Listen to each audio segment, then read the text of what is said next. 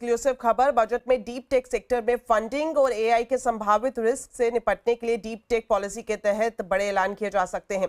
Policy में startups को taxation में राहत देने के साथ साथ एक रेगुलेटरी फ्रेमवर्क बनाने का भी ऐलान किया जा सकता है ताकि नई टेक्नोलॉजी के लिए सेफ एनवायरनमेंट तैयार किया जा सके। पूरी खबर बता रहे हैं संवाददाता आलोक प्रियदर्शी। बिल्कुल, देखिए, डीप टेक सेक्टर में इनोवेशन और ग्रोथ को बढ़ावा देने और साथ ही आर्टिफिशियल इंटेलिजेंस के खतरों से निपटने के लिए सरकार बजट में बड़ा ऐलान कर सकती है।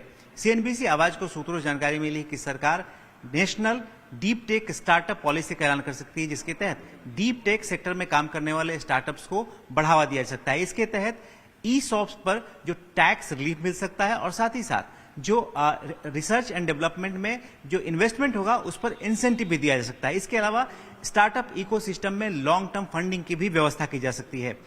इससे सबसे बड़ी बात यह है कि जो एक national deep tech startup policy आई गई उसमें खासतौर से जो आर्टिफिशियल इंटेलिजेंस के जो खतरे हैं, मशीन लर्निंग के जो खतरे हैं, उससे निपटने के लिए एक रेगुलेटरी फ्रेमवर्क का भी ऐलान किया जा सकता है, जिसके तहत जो एक सेफ इन्वायरमेंट बनाने में मदद मिलेगी। सरकार कोशिश कर रही है कि जो भी डीप टेक या इससे जुड़े हुए टेक्नोलॉजी है उसका बेजा इस्तेमाल ना हो सके। इसके लिए एक ऐसा नियम कानून आए जिससे कि जो इस तरह के जो संभावित आने वाले दिनों में खतरे हैं उससे प्रभावी ढंग से निपटा जा सके। इसके अलावा इस पूरे सेक्टर में जो इंटेलेक्चुअल प्रॉपर्टी राइट्स हैं उसको लेकर भी इस पॉलिसी में ऐलान किया जा सकता है।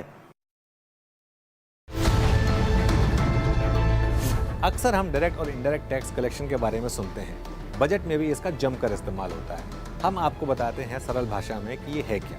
डायरेक्ट टैक्स वो टैक्स है जो सीधा सरकार आपसे वसूलती है। इनकम टैक्स इस कैटेगरी में आता है। इसके उलट इनडायरेक्ट टैक्स वो होते हैं जो जाता तो आपकी जेब से है लेकिन सरकार को जमा कोई और कराता है, जैसे होटल में खाने पीने या किसी भी सर्विस में लगने वाला जीएसटी, पेट्रोल डीजल पर लगने वाला वैट, कस्टम और एक्साइज ड्यूटी, ये सब इनडायरेक्ट टैक्स की कैटेगरी में आते हैं।